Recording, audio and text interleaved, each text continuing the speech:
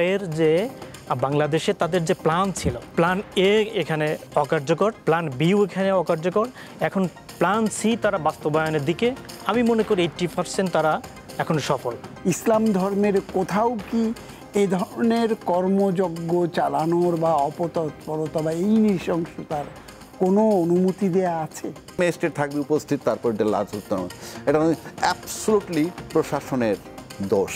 Yunus just know where, আমি তারা কাউন্টই করি না, because he has no commitment. আমরা কেন ইউনূস সাহেবকে অ্যালাউ করতেছি, কারণটা কি?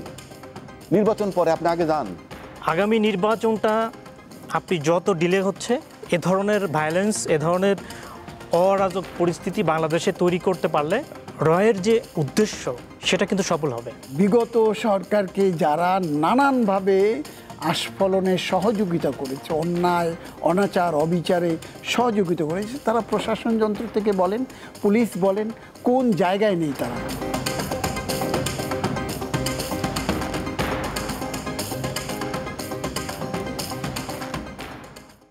তো আবুল বাশার, আপনি কিভাবে দেখেন? বিশেষ করে বলছে প্রশাসনিক ব্যর্থতা নাকি সরকারের যে একটা বিবৃতি দিয়ে এটা কি দায় এড়ানো যায় কিনা এই ধরনের ঘটনার পরিপ্রেক্ষিতে? ধন্যবাদ আপনাকে, সেই সাথে আমার সহ-আলোচক এবং দীপ্ত টেলিভিশনের সমস্ত দর্শককে।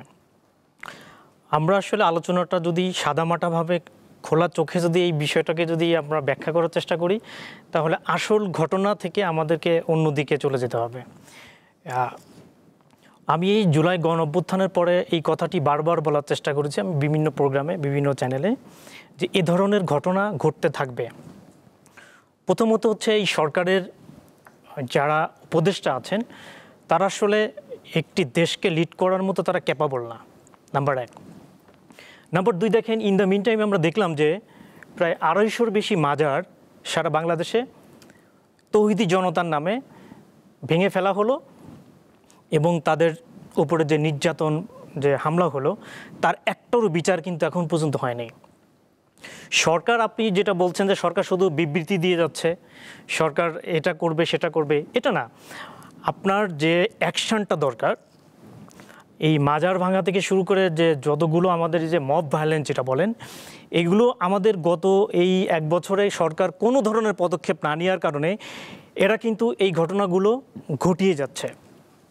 নাম্বার 3, এই ঘটনার পিছনে হচ্ছে আপনার যেটা যে রয়ের যে বাংলাদেশে তাদের যে প্ল্যান ছিল, তো তার প্ল্যান এ এখানে অকার্যকর, প্ল্যান বিও এখানে অকার্যকর, এখন প্ল্যান সি তারা বাস্তবায়নের দিকে আমি মনে করি 80% তারা এখন সফল। ওয়ালটন এখন দেশের সীমানা পেরিয়ে পৌঁছে গিয়েছে 50টিরও বেশি দেশে। ওয়ালটন, ঘরে ঘরে বিশ্বজুড়ে।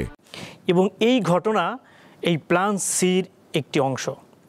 কারণটা হচ্ছে আগামী নির্বাচনটা আপনি যত ডিলে হচ্ছে, এ ধরনের ভায়োলেন্স, এ ধরনের অরাজক পরিস্থিতি বাংলাদেশে তৈরি করতে পারলে রয়ের যে উদ্দেশ্য সেটা কিন্তু সফল হবে। দেখেন, এভাবে চলতে থাকলে আগামী কিছুদিন পর দেখবেন দেশের মধ্যে লুটতরাজ শুরু হয়ে গেছে। কারণ হচ্ছে দেখেন আমাদের মধ্যে, আপনি রয়ের কথা বলছেন, এটা কি আপনার ধারণা নাকি কোনো তথ্য? এটা বাস্তবতা। এবং আপনি যদি ইন দ্য মিন টাইম যদি কতগুলো আপনি যদি গবেষণা এবং আমাদের যারা যারা আমাদের ডিজিএফ এর প্রধান যারা ছিলেন, তো তাদের বক্তব্য এবং তাদের সাথে যদি আপনি আলোচনা এবং কথা যদি বলেন, বিষয়টা কিন্তু আপনি একদম পরিষ্কার হয়ে যাবেন। এবং তাদের এখানে যে আপনার যে তাদের যে অবস্থান এখানে এখনও কিন্তু ঢাকা ক্যান্টনমেন্টে যদি বলেন যে আমাদের এখানে যে ইউনিভার্সিটির সাবেক বিমান বাহিনী আপনার ভারতের, উনি কিন্তু তাদের অনেক শিক্ষক কিন্তু এখন এখানে কিন্তু তারা আছে। আসলে এরা কিন্তু এখানে শিক্ষক না, এরা এখানে কিন্তু এই ঘটনা, যে ঘটনাটা ঘটেছে এটা তো বাংলাদেশের মানুষ ঘটিয়েছে। হ্যাঁ, যার ইন্ধনে ঘটুক বা ঘটানো হোক, হয়তো ইন্ধন থাকতে পারে, সেটা ফ্রেঞ্চ সরকার ইন্ধন থাকতে পারে, রড থাকতে পারে, বা অন্য কোনো যাদের স্বার্থান্বেষী মহলে থাকতে পারে, কিন্তু যারা ঘটিয়েছে, যাদের টেলিভিশন দেখা যাচ্ছে, তারা তো বাংলাদেশের মানুষ। তাদের বিরুদ্ধে কি ব্যবস্থা নেওয়া হলো? না, ব্যবস্থা নেওয়া তো হচ্ছে না। আমি তো আপনাকে বললামই, যখন আপনি আগে এতগুলো মাজার ভাঙা হলো, শুধু মাজার না তো, আপনি দেখেন যে এই যে আপনার ধানমন্ডির পাশে যে আপনার এটা বহু পুরনো পাকিস্তানে, এখানে একদিন তৌহিদি জনতার নামে আপনার এখানে দরবার শরীফ ভেঙে দেওয়া হলো। এবং অনেক মানুষকে আহত করা হলো। হ্যাঁ, তো আপনি যখন এ ধরনের আপনার ভায়োলেন্সগুলো যখন হচ্ছে, তখন সরকার যখন ব্যবস্থা নিতে ব্যর্থ হচ্ছে, তখন তারা তো উৎসাহী হচ্ছে। ধরুন আজকে এই ঘটনা ঘটেছে, হ্যাঁ, আগামী দিয়ে দেখবেন যে এরকম ঘটনা আরো ঘটতে থাকবে, কারণ এখানে সরকার তো অকার্যকর একটা মানে আইন শৃঙ্খলা, মানে সরকার বা প্রশাসন এখানে ব্যর্থ হয়েছে সেটা বলছেন ব্যবস্থা নিতে। আবহাওয়া রাজ্যকে আপনি কিভাবে দেখেন, বিশেষ করে এই যে একটার পর একটা মব সন্ত্রাস, বিশেষ করে গোয়ালন্দের এই ঘটনা, এইরকম নৃশংস ঘটনা বাংলাদেশে ইমান আকিদা রক্ষা কমিটির নামে কোন ধরনের ইমান এখানে রক্ষা হয়? হ্যাঁ, ধন্যবাদ আপনাকে এবং আমার দুইজন বিজ্ঞ সমালোচক এবং আপনার দীপ্ত টিভির দর্শক শ্রোতা সবাইকে আমার সালাম ও শুভেচ্ছা। আপনি মব ভায়োলেন্স কথাটা আনছেন। মব ভায়োলেন্স কথাটা কি নতুন আমাদের দেশে না পুরনো, আমার প্রশ্ন। আর তার আগে আমি এটা একটু বইলে নেই যে তৌহিদি জনতার নামে তারা কিন্তু আগাম বার্তা দিছে অমুক দিন আমরা লাশ উত্তোলন করব। আমার কোনো সরকারের দরকার নাই, বাংলাদেশে কোনো সরকারের দরকার নাই। আইন শৃঙ্খলা বাহিনী কিছু রুটিন কাজ আছে, করতে বাধ্য। সব কাজের জন্য আপনাকে এসপি ডাইরেকশন দিবে কিংবা মন্ত্রী direction, no, you are nobody, you are just গভর্নমেন্টের দেশের লোকের সার্ভিস দেওয়ার জন্য তুমি বসে আছো, তোমার রুটিন কাজ আছে। বার্তা দেওয়া হয়েছে কবর থেকে লাশ উত্তোলন করা হবে, কি দেয় নাই? আগাম বার্তা দিছে। আগাম বার্তা দিলে এটা তো প্রশাসনের না জানার কোনো কারণ নাই কারা বার্তাটা দিল। তারপরে যখন ঘটনার লাশটা তুলতে গেল একটা কবর থেকে, সেখানে প্রতিরোধ করা হয়েছে, তাদের তো 2, 4, 5, 10, 20 জন ছিল, তখন তারা কোথায়? আর যেহেতু বার্তা দিছে ঘটনার দিন, তো তাদের একদম তীক্ষ্ণ দৃষ্টি থাকার কথা। তার মানে কি? আমি আবারও বলছি, রুটিন কাজের মধ্যে পরে স্পেশাল কোনো অর্ডার দিতে হবে না। যদি কোনো সরকারি অর্ডার থাকতো যে তার পোস্টমার্টম হবে কোনো কারণে, তাহলে ম্যাজিস্ট্রেট থাকবে উপস্থিত, তারপর এটা লাশ উত্তোলন। এটা অ্যাবসলুটলি প্রশাসনের দোষ। সরকারকে আমরা মোটা দাগে বলবো, কারণ সরকার তো অবশ্যই ঘুরে ফিরে সব কিছু দায় দায়িত্ব সরকার। কিন্তু আমি এখানে বলছি, কারণ ফ্রম ডে ওয়ান এই সরকার মিনিমাম 200 আন্দোলন ফেস করছে, মিনিমাম। বাংলাদেশে কোনো রাজনীতিবিদ এইসব বলে নাই যে উনি কিন্তু নির্বাচিত সরকার না, উনি একটা অন্তর্বর্তীকালীন সরকার, তোমাদের দাবি দেওয়া একটাও তার সময় ঘটে নাই, অতীত সরকারের আমলের। সুতরাং তোমরা বাবা যার যার বাড়িতে যাও, ওনার একটা সুন্দর নির্বাচন করতে দাও, নির্বাচন করার পর নির্বাচিত সরকারের কাছে আইসো, আমরা দেখব যেই নির্বাচিত হোক। কেন বলে নাই? রাজনীতিবিদদের কি কোনো রেসপন্সিবিলিটি নাই? শুধু আপনি বসবেন আর আলোচনা করবেন। সম্প্রতি আপনার কি হইলো, এই যে কিছুদিন আগেও এই যে ইঞ্জিনিয়াররা যেটা করলো, তখনও আমরা দেখিনি কাউরে। তো রাজনীতিবিদদের রেসপন্সিবিলিটি কি? ইউনুস জাস্ট নো হেয়ার, আমি তারা কাউন্টই করি না, because he has no commitment, no political commitment, no political ambition. তো সুতরাং আমাদের তো কিছু দায়িত্ব আছে। গেল আপনার ডেড বডি নুরা পাগলা মাজার, তারপরে মামলা হইল অজ্ঞাতনামা 2-3 হাজার। কি টার্ম এগুলা? আপনি এফআইআর ভিতরে অজ্ঞাতনামা ঢুকাইতেছেন, গত 14 বছরের কালচার এখনো চলতেছে। এরপরে আপনার ধরবে, এর ধরবে, 200 ধরে আনবে, তারপরে রাত্রে ছাক করবে, কিছু ছাড়ে দেবে, কোন প্রক্রিয়া ছাড়ে আমরা জানি। আপনি রুটিন কাজ কেন করলেন না? এইটার দায়িত্ব রেসপন্ডেন্ট পিওর প্রশাসনের। কেন বলছি? যদি বলেন সরকারের দায়, তাহলে সরকার কি বলছে? এই ডেড বডিটা তুইলা তারপরে পুইরা দে। আসেন, নূররে যেভাবে টর্চার করছে, নূরদের যে ঘটনাটা টোটাল রাজনৈতিক প্রোগ্রাম। আপনি যদি রাজনৈতিক হিসাবে দেখেন, সিম্পলি রাজনৈতিক প্রোগ্রাম। এরকম প্রোগ্রাম বহু হয়েছে বিগত সরকারের সময়, মুখোমুখি। যেদিনই বিএনপি প্রোগ্রাম দিছে, সেদিনই দেখছি শান্তির মিছিলের প্রোগ্রাম দিছে ক্ষমতাসীন দল। বাংলাদেশে কেউ কথা বলে নাই, মিডিয়ার লোকেও কথা বলে নাই। তাহলে আজকে নুরুকে যে পিটাইলো, এটা কি বলছে ইউনূস সরকার? পিটাও তারে।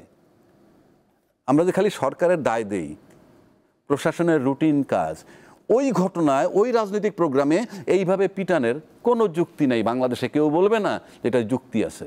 সুতরাং এখানে আসলে সরকারকে চালায় কে, এগুলো বিরাট কোশ্চেন মার্ক। তারপরে আসেন, এরা কারা? আপনি একটা রিফ্লেকশন দিতে চাচ্ছেন, মৌলবাদী, তৌহিদি জনতা, এই টার্মটা কে দেয়? এই নামটা কে দেয়? একটা লোক অপরাধ করে স্বীকার করতেছে, তারপরে 2-3 হাজার অজ্ঞাতনামা।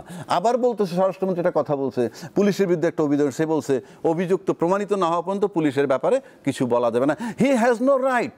আরে ভাই, এত স্মার্ট হওয়ার দরকার নাই তো। আপনি এই জিনিসটা করতে পারতেন প্রকাশ না করে। এক তো প্রোটেকশন দিতে পারতেছেন না, দ্বিতীয়বার এটা বলার মানে কি? আপনি যদি প্রকাশ্যে বললেন, এটার মানে কি? আপনার তো বলার দরকার ছিল না, আপনি তো এটা ইন্দোরে ছাড়তে পারেন। আমি কথার তর্কের খাতিরে বলছি যে হ্যাঁ ঠিক আছে, পুলিশ থেকে গুজব না, যতক্ষণ তো অভিযুক্ত প্রমাণ। তুমি একদম সাংবাদিকরা গেছে কি বলে না বলে অ্যাটওয়ান্স এদের চলে যাওয়া উচিত এইভাবে। মানে আমি বলছি এখন আসেন, এই ঘটনার দায়ভার কার? পিওর ব্যর্থতা রাজনীতিবিদদের। আমি আবারও বলছি, বলবেন আপনারা কেন? প্রশাসন কথা শোনে না, রাজনীতিবিদরা বলে একটা নির্বাচন হয়ে গেলেই সব ঠিক হয়ে যাবে। কেন এর আগে নির্বাচিত সরকার ছিল না? নির্বাচিত সরকারের ধাক্কা দিয়েই তো সামরিক সরকার আসে। কিভাবে আসে? লুপ হোল আপনারা রাখেন, ছিদ্র আপনারা রাখেন। সুতরাং এগুলা ভেগ টার্ম। এখন আপনি যদি সিম্পল আসেন, প্রশাসনের যদি আপনি দায় দিন, এখানে প্রশাসনের দায় পিওরলি ইউনূস সাহেব কালকে লাল কার্ড দেখাই দিলাম চলে গেল। এই যে কথায় কথায় আমরা বলি যে এই ক্ষতি করতেছে ওই ক্ষতি করতেছে, ভাই যেমন বললেন সামনে আরও ঘটবে। উনি যদি রাজনীতি দলের সাথে সম্পৃক্ত থাকেন ভিন্ন কথা। এই যে আরও আমরা কেন ইউনূস সাহেবকে অ্যালাউ করতেছি, কারণটা কি? নির্বাচন পরে আপনি আগে যান, আগে আপনি চলে যান। কারণ আপনি থাকলে তো আমার আরও ক্ষতি। আমি ফেব্রুয়ারি পর্যন্ত তাকায় তাকায় দেখবো কেন? উনি তাকায় তাকায় দেখবে কেন? রাজনীতিবিদরা দেখবে কেন? বিকজ আপনাদের সন্তানের তো কোনো টাচ করতে পারে না। রাজনীতিবিদদের কোন ব্যক্তি ভিকটিম হইছে? সে যেই হোক না কেন, পাগলা হোক আর পীর সাহেব হোক, যেই হোক না কেন, মৃত্যুর পর তার লাশ কবর থেকে তুলে পুড়ে ফেলা এই নৃশংসতা এবং এটি পৈশাচিকতা একরকম, এটি কোনোভাবেই সমর্থনযোগ্য নয়। সে যে ধর্ম বর্ণের, যে দলের মতের যেখান থেকেই হোক না কেন, আপনি যদি তার বিরুদ্ধে যে এলিগেশনগুলো আনা হয়েছে, সে ধর্মীয় অনুভূতিতে আঘাত দেওয়া হয়েছে তার কর্মতৎপরতা দিয়ে, তাহলে যারা যে নামে যে সংগঠনের ব্যানারে এই হামলা হলো এবং কে করেছে কিভাবে করেছে, যাদের নাম বলা হচ্ছে হামলা করেছে তারাই করেছে না নেপথ্যে ঘোলা পানিতে কেউ মাছ শিকার করেছে, সেটি তদন্ত সাপেক্ষ ব্যাপার। কিন্তু যাদের নামে হলো তারা কি তাদের ধর্মের যে নির্দেশনা, ইসলাম ধর্মের কোথাও কি এ ধরনের কর্মযজ্ঞ চালানোর বা অপতৎপরতা বা এই নৃশংসতার কোনো অনুমতি দেয়া আছে? সেটি কি তার ধর্ম তাকে সেই স্বীকৃতি বা অধিকার দিয়েছে? সেই প্রশ্নটি সামনে উঠে আসে প্রথমেই। আপনি যেটি বলছেন যে নিরাপদ নয়, আমরা বিভিন্ন সময় যারা সরকারে থাকেন, বিশেষ করে স্বরাষ্ট্রমন্ত্রী এবং আইন শৃঙ্খলা রক্ষার যিনি দায়িত্বে, যাদেরকে প্রথম ধরা হয় যে পুলিশের পক্ষ থেকে বিভিন্ন সময় বিভিন্ন স্টেটমেন্ট আমরা দেখেছি। কখনো কেউ বলেছেন কারো বাড়ি পাহারা দেয়া, বেডরুম পাহারা দেয়া আমাদের পক্ষে সম্ভব নয়, এরকম গল্পও আমরা শুনেছি। মার্ডার হয়েছে ঘরের মধ্যে। আপনি সাগররুনির হত্যাকাণ্ডের কথাই যদি আপনি বলেন, সেই ইস্যুতেও এরকম বক্তব্য আসছে। এখন সরকারের পক্ষ থেকে হয়তো বলতে পারে যে আইন শৃঙ্খলা রক্ষাকারী বাহিনী চেষ্টা করেছে, বা যেটা অলরেডি আমরা স্টেটমেন্টে দেখলাম, প্রধান উপদেষ্টা কার্যালয় থেকেও স্টেটমেন্ট দেওয়া হয়েছে এই ইস্যুতে। সেখানে একরকম দায় এড়িয়ে যাওয়ার একটি মানসিকতার বহিঃপ্রকাশ ঘটেছে বলে আমি মনে করি। একই সাথে যে ঘটনাটি যেভাবে ঘটেছে, ওই ঘটনাটি সেটিকে